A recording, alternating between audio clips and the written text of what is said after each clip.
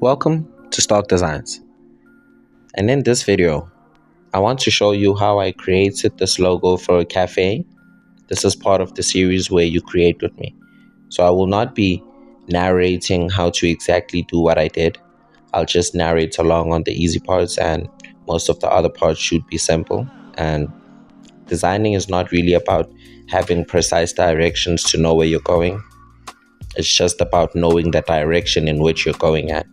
There is no exact way to do something. There is no only way to do something. There is just a way to do it, many ways.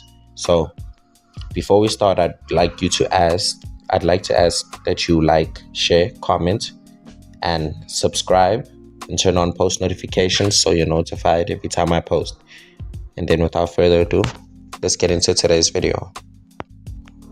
So what I want you to do is I want you to grab the ellipsis tool. I first grab the ellipsis tool and draw a perfect circle. And then I'm going to make sure the width and the height are locked on that circle.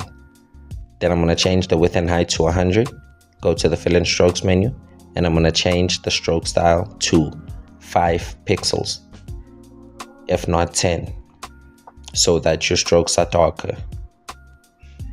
And then what I want you to do, select the circle, duplicate it. After you duplicate the circle, raise the width to 125. So I'm going to need you to make 4 circles and just keep on raising the width by 25. So you see the circle, it's now 150. The next circle, it's going to be 175. And the next circle is going to be 200 for the width. But ensure that your stroke style is 10,000 for each of these circles, so that they're the same width when it comes to the stroke.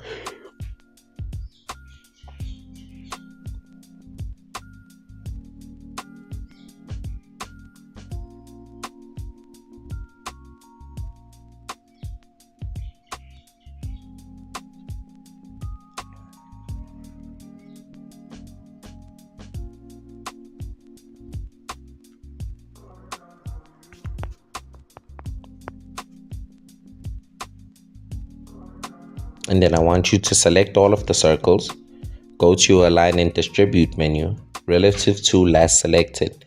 Then I want you to center them on the vertical axis and center them on the horizontal axis as well.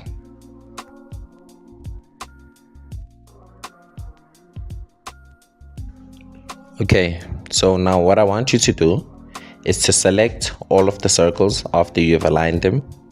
And I want you to first go into your path tab and click stroke to path. That'll take them from strokes into paths. So there won't be a stroke anymore. They'll become a fill when you use your fill in strokes. And I want you to go back to the path tab, select all of them and select union to make them one object. And then after that, I want you to take your rectangle tool. And when you take your rectangle tool, just draw a rectangle that runs from the middle to the sides. So ensure that one half is within the rectangle and the other half is without. Turn on snapping so that it snaps to the middle of the circle. Then I want you to select both objects, path tab, and click intersection so that we can only have that one side of it.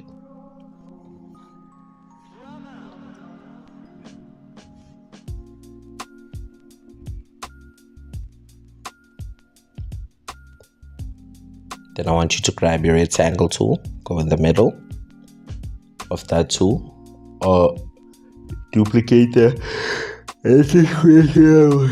intersection so you can just get a half piece. So you should have a half piece and basically a quarter piece. And then what I want you to do now is to grab your rectangle tool, create a rectangle, but ensure that all the sides are rounded by just being in your rectangle tool and dragging down on the circle node. Just drag it down. Make sure that the width is 5. Then I want you to select it, press Ctrl D and duplicate it. And then stretch one out so it's bigger. It's a bit bigger than the first one. Then I want you to also change the stroke width of the one that is on the outside. Then I want you pad tab, stroke to path, pad tab, union to make them one object. So what we want to create basically is this mug shape. So now using our Bezier tool, we're going to draw the mug. But first I'm going to start by drawing the if you see that that like circled out rectangle part of the lid, I'm going to draw that using this. But first I'm going to need to, so this is how we're going to create the lid.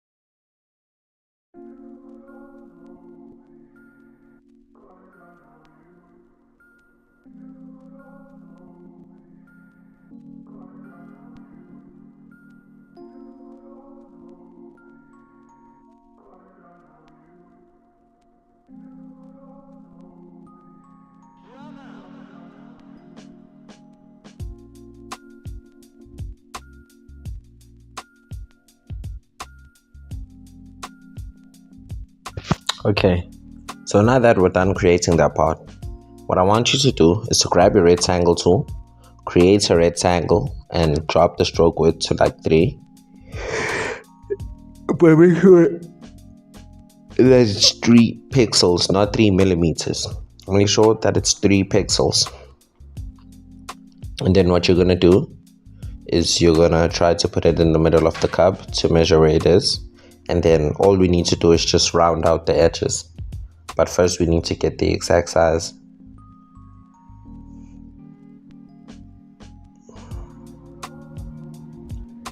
So I'm just going to play around with that until it fits.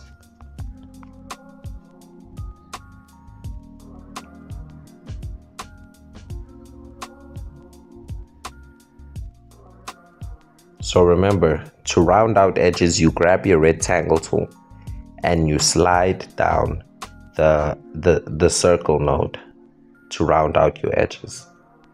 That's what you do. Ensure that your stroke style is either 2 or 3, or at a width that looks appropriate for the size of the cup. So as you can see, I dragged the circle node down to round out the edges. Then I'm just going to change the stroke color so I can tell them apart.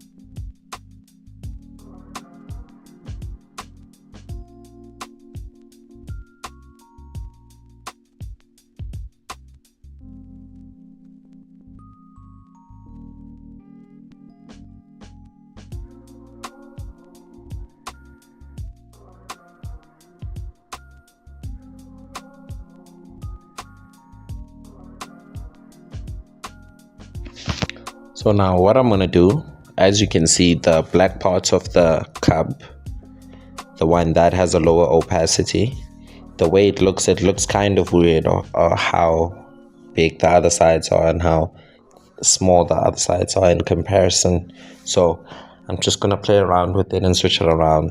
It's more about what type of feel it gives you more than how it looks. If it feels finished, it probably is finished. If it doesn't, then you can still tweak it a couple more ways.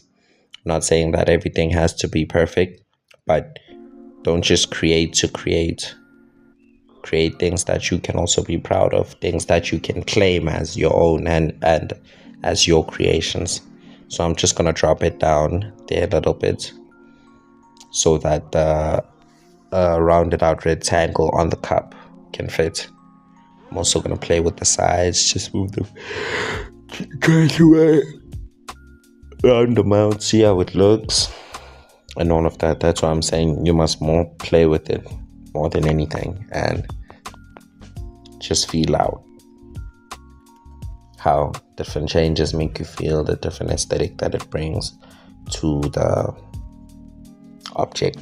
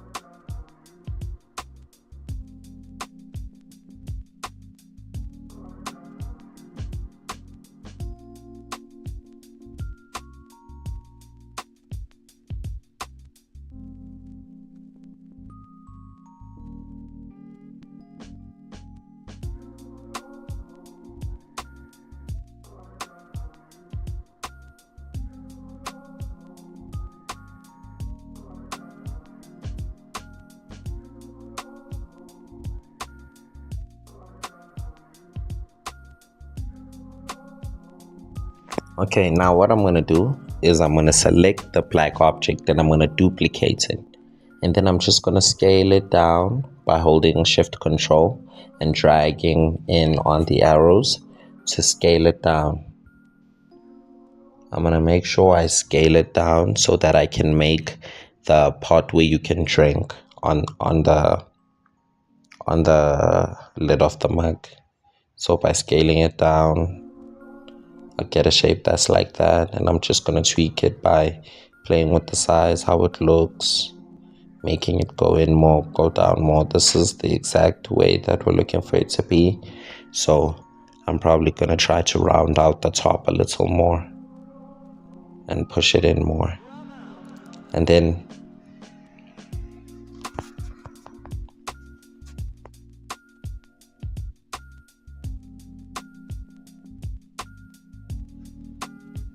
now what I want you to do is to select the big part of the lid, take the opacity back to 100 on all of the items.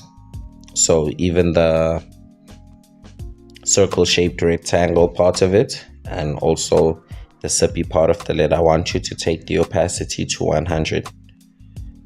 So, and then what I'm also going to do is just find a way to remove these sides on the object.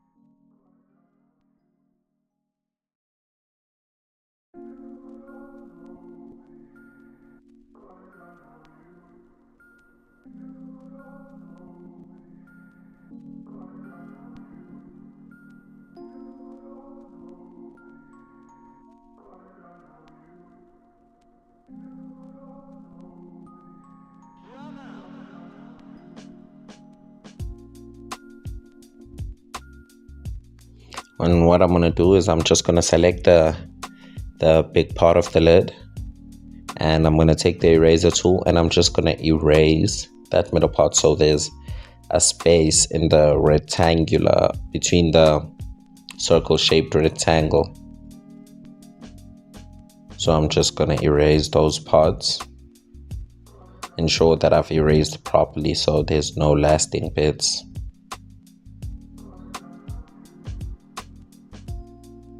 Even if you go out of and end up touching the circle shaped rectangle, it won't really matter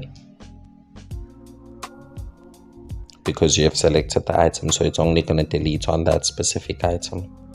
Now what I want to do is I just want to make sure that the lid part feels right. I don't want to have a lid part that looks the part but is not really embodying and playing the part.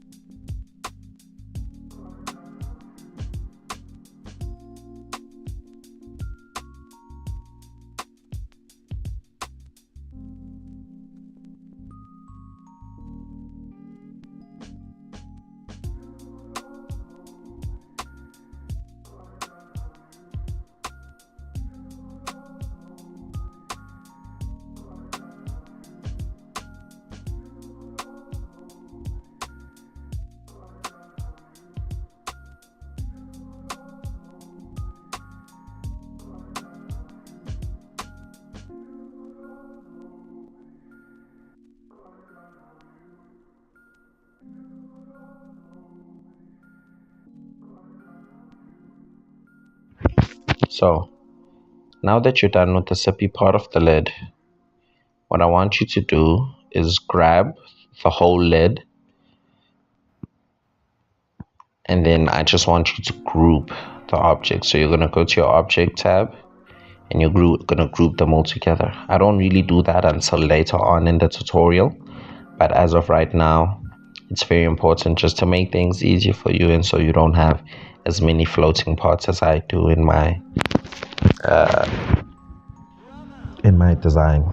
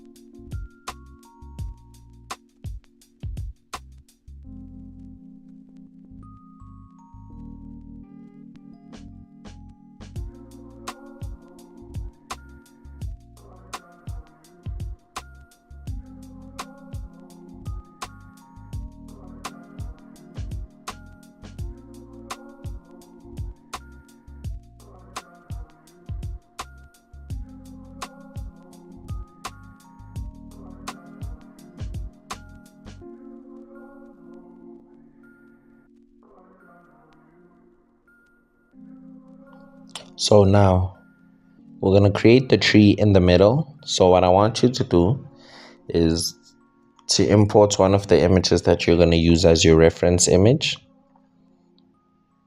That's the image that I'm going to use to create the tree. What I want you to do is to just grab your Bezier tool, and you're going to draw the tree out manually, and you're going to pull it out manually. So I'm just going to fast forward until the tree is all drawn and done.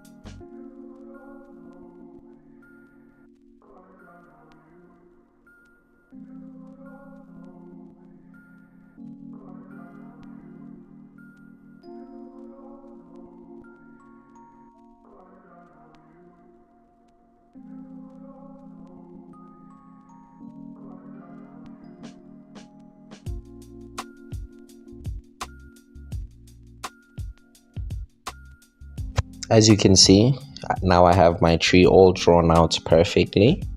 It has been illustrated. I've put curves where I need to put curves. I've rounded it out where I have to, straightened it out where I have to.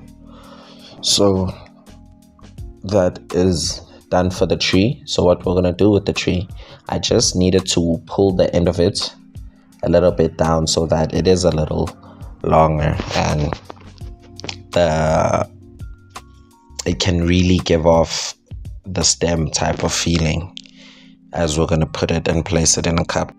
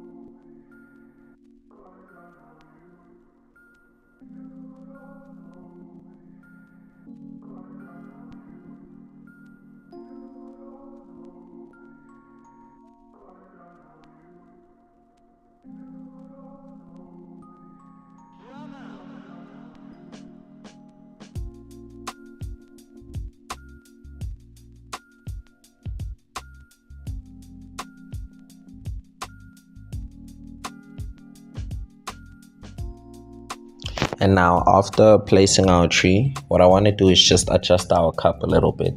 I don't like this big gap between the inside out the cup and the illustrated outer shell. So I'm just going to use the node tool to bring it up more so that the gap is more reasonable instead of this big ass gap. So I'm just going to do that quickly.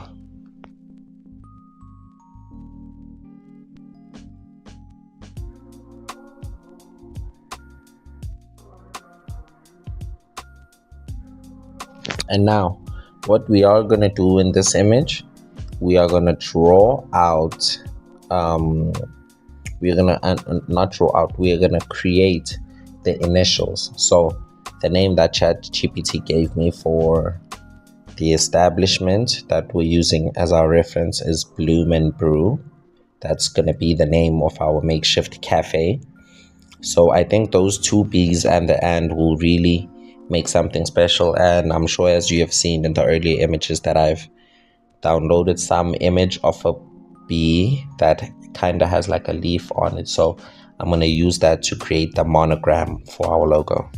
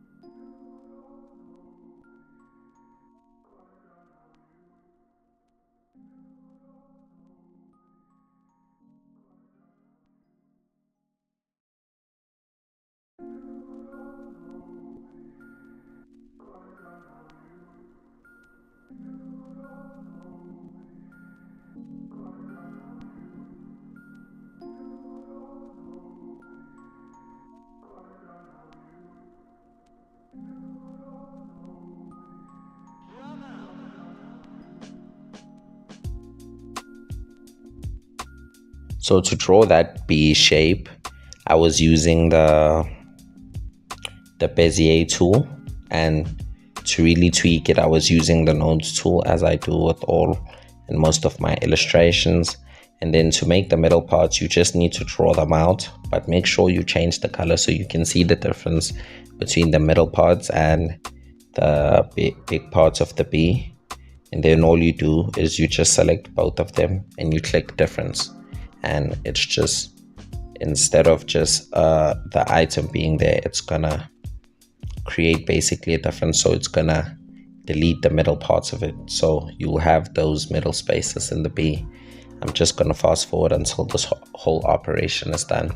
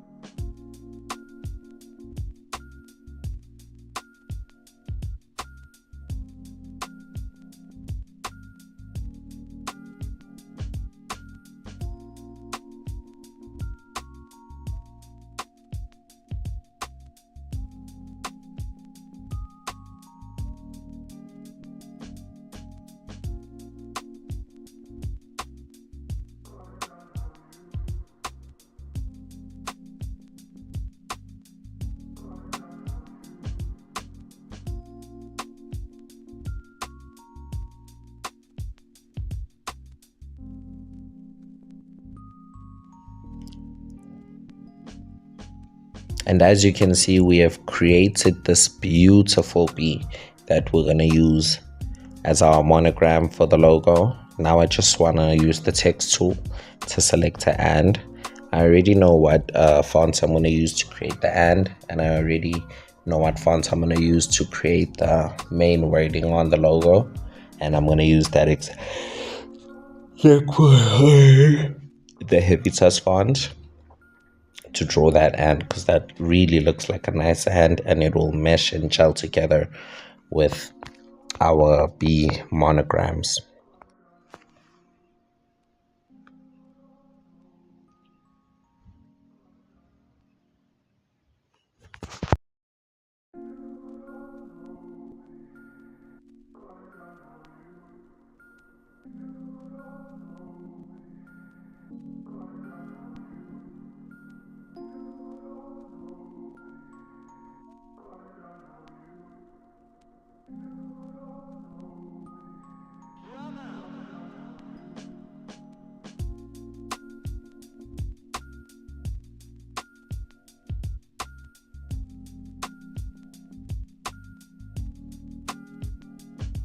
And then after you're done tweaking and deciding on where it should be, what should look like how, when it's where, I was thinking of placing it in the middle, but that will just look weird because now the object is flying. So I'm just going to paste the and at the bottom of the two B's, and I'm going to select all three of them and make sure by using the align and distribute menu that they have even vertical gaps. I'm going to make sure that they have even vertical gaps. And when you're going to use your align and distribute menu, always make sure that your relative to is set to the correct thing. And then after that, what I'm going to do is select all three objects, object to path, select all three of them, union, to make them one object. And then just like that, we are done with the monogram logo.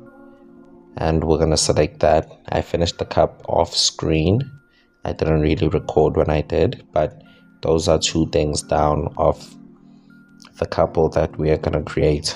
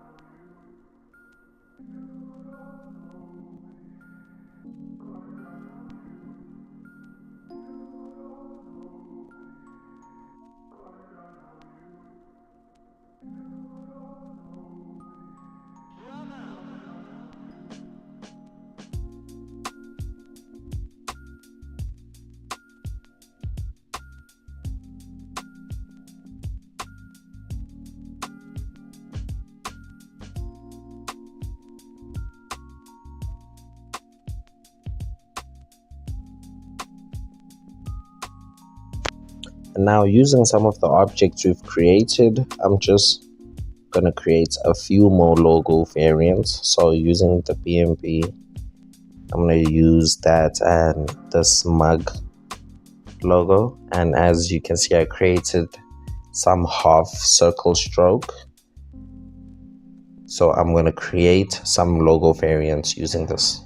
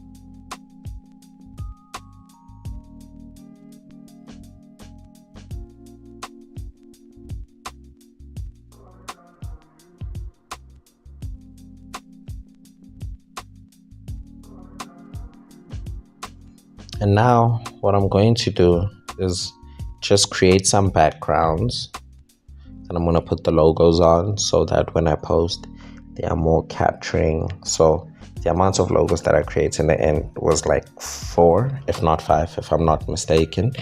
I'm just going to put backgrounds on them, and then that is how I created all of the logos in this video. Some of the logos, when their creations weren't included and some steps weren't included, but this wasn't really a tutorial that goes side by side with you to teach you how to create these things, but it was more a display of my skill, so I can just create some fun stuff that we can connect with, you know.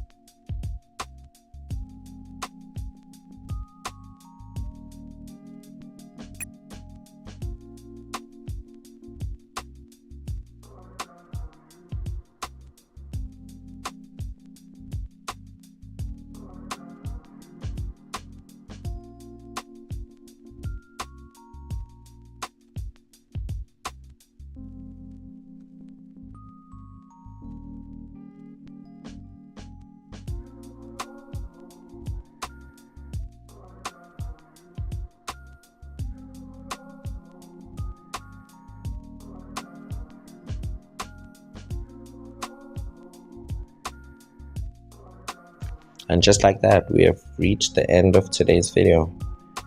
So what I'd like to ask you to do is to like, share, comment, subscribe, and turn on post notifications so you're notified every time I post.